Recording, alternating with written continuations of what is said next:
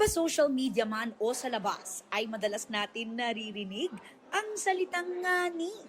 Naging trend na rin ito at ginagamit na sa pakikipag-usap, mapabata man o matanda. Pero, ano ngani ang ngani? Ang ngani ay mula sa Bicol Naga, sa Bicol Central. Samantalang sa Bicol Rinconada, ito ay nagiging ngani.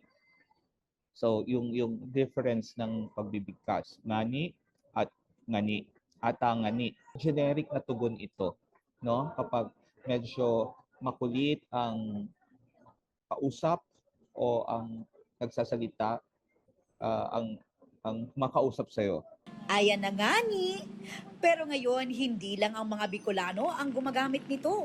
Kasalukuyang henerasyon na ginagamit ito bilang parang madali ang tugon. Nagiging generic na response na parang okay,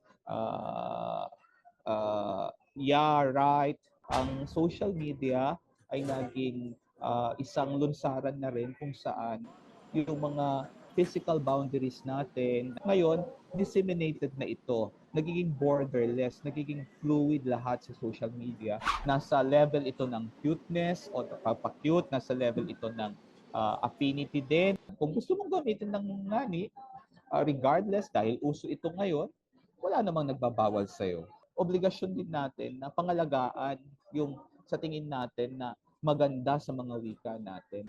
Para ngani sa GMA Integrated News, Aubrey Carampel, Nakatutok, 24 Oras.